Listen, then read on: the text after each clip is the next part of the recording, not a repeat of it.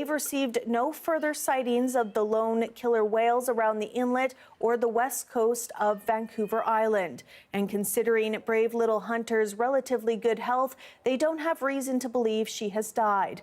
Researchers say it's possible, even likely, she has joined another group or moved on alone. I mean, sometimes some animals are not seen for 2 or 3 years, and then they magically show up again. So in this case, because she's so young, it may not fall into that scenario, but I'm sure that she will not be crossed off the list for at least a year.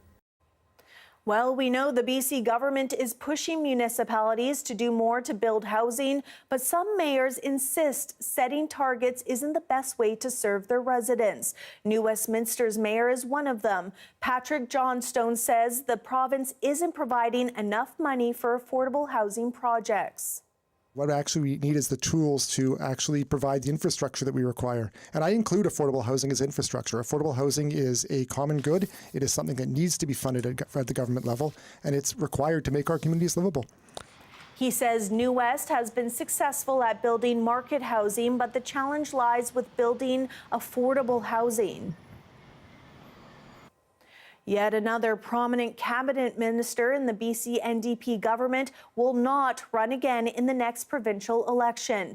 Rob Fleming, longtime MLA for Victoria Swan Lake, has announced he will not seek re-election this fall. He joins Harry Baines and Bruce Ralston, who've both said they're also not running again. Fleming has been at the forefront of provincial politics for 2 decades. In a statement, he thanked current Premier David Eby and former Premier John Horgan for their confidence and leadership. He didn't give a reason for his decision to step aside from politics. Christina Winter is the Green candidate for his riding in the upcoming election. The BC United and BC Conservatives have not yet named candidates for the riding. The Surrey Board of Trade's longtime CEO and president, Anita Huberman, is stepping down after 18 years. When I first started 18 years ago as president and CEO, we really had no brand profile. And so I had to quickly revitalize our service portfolio and really ensure that we met with stakeholders, politicians. Huberman is the longest-serving president and CEO of the Surrey Board of Trade. She's been at the helm since 1993, the same year Surrey was incorporated as a city. There have been rumors she might be running for office, but when she was asked directly about it, she said she has no such plans. The Water Street pedestrian zone in Gastown is officially open from now through August. Water Street will be the place to be in the city. There's nothing quite like it. Look, we have a lot of different neighborhoods that are awesome, but there's something iconic about Gastown. Mayor Ken Sims says the city is partnering closely with the Musqueam, Squamish and Tsleil-Waututh nations to advance reconciliation through the project. The car-free zone will also include storytelling, boards, and artwork by local Indigenous artists, along with expanded patios, live performances, and special events.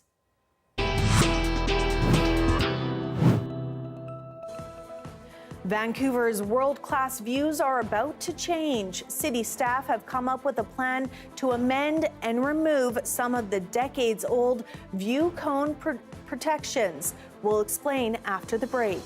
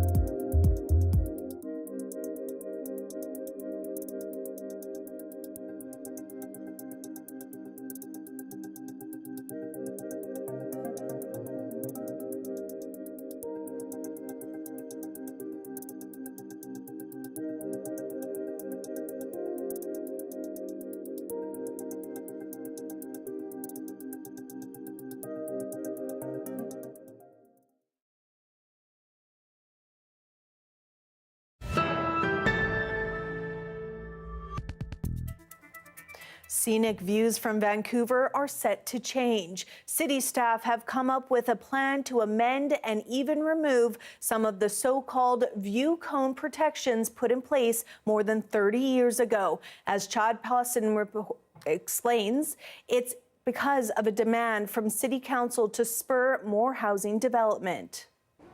Here in Vancouver's False Creek, one of the city's most iconic views, the cityscape in the foreground, framed by the majestic North Shore Mountains in the background. This is one of Vancouver's protected views, a so-called view cone, but policies managing those views are set to change.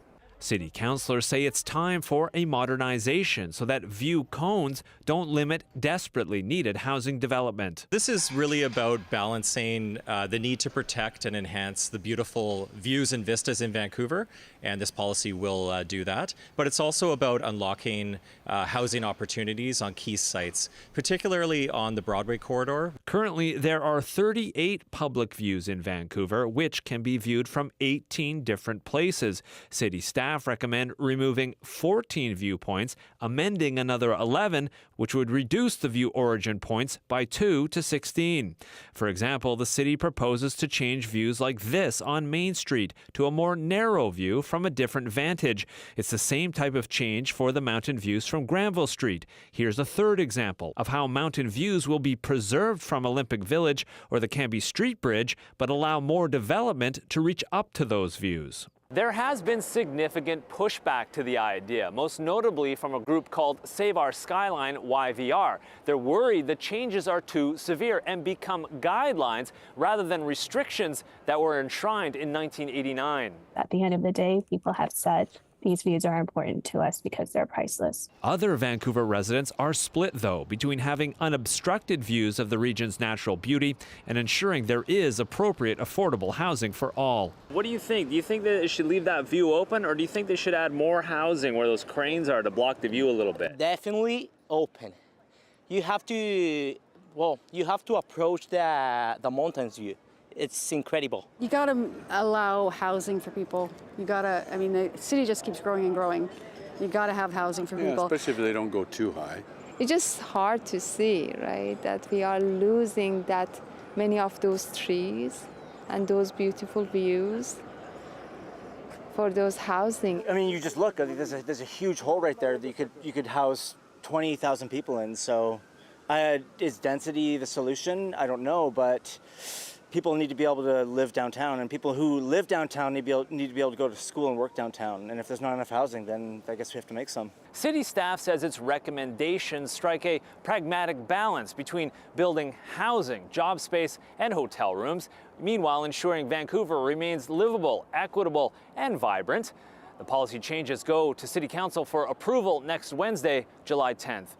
Chad Pawson, CBC News, Vancouver.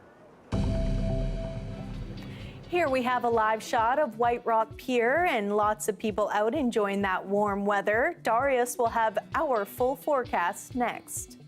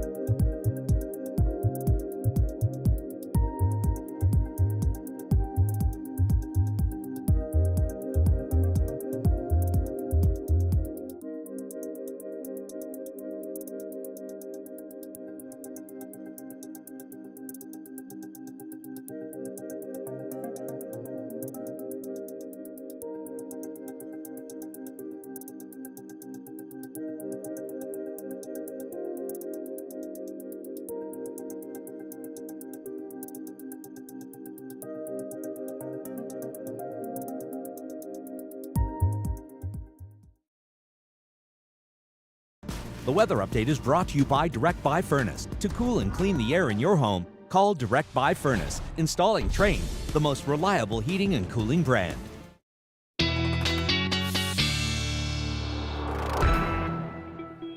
All right, it is time now to check in with Darius Madavi for a look at our weather. Darius, I couldn't believe how hot it was today, and I hear it's only going to get hotter. Yeah, Janella, the sun is here. It's very exciting. I'm ready for the heat. I'm sure many people are. Meanwhile, though, there are parts of the interior where we're already seeing that fire danger jump up. Just a couple days ago, this was mostly green. We're already at mostly yellow, and a lot of orange is starting to encroach in some areas. And when we see the forecast, we're going to notice that it's no relief is coming anytime soon, because in terms of precipitation, we're going to be very dry over the next few days. Probably into mid next week is probably the first time we start to see some precipitation, maybe a little bit earlier in parts of the northwest, but generally we're looking at nothing really to prevent the fire danger from jumping up over the next week or so. If we take a look at what's really happening, you can see here high pressure sitting over California, and that is just causing them to bake. This is fully qualifies as a heat dome, and we're sort of getting the north end of that. So we've got high pressure that's going to be sitting over the province, a ridge of it. So definitely California is getting it worse, but it's not looking great up here either. We're going to see temperatures jump up in some places 10, 12 degrees above normal for this time of year. So definitely a heat wave. I think it's also reasonable to call it a heat dome. Fortunately, at least so far, doesn't look like it's not going to be anything like the 2021 heat dome, but it'll definitely be baking if you're indoors without air conditioning. So make sure that you're staying safe in terms of the heat, because today we're just getting into it as temperatures slowly start to climb above seasonal. Fortunately, our lows are staying low enough that some places won't experience heat warnings, because you have to have both a high and a high low, if that makes sense, in order to qualify as a heat warning. So as we continue to see those temperatures come down to reasonable levels at night, the heat warnings should stay away for now. But that could change in the days ahead, probably into early next week. We'll start to see a lot more heat warnings blanketing parts of the province. Not much to say here.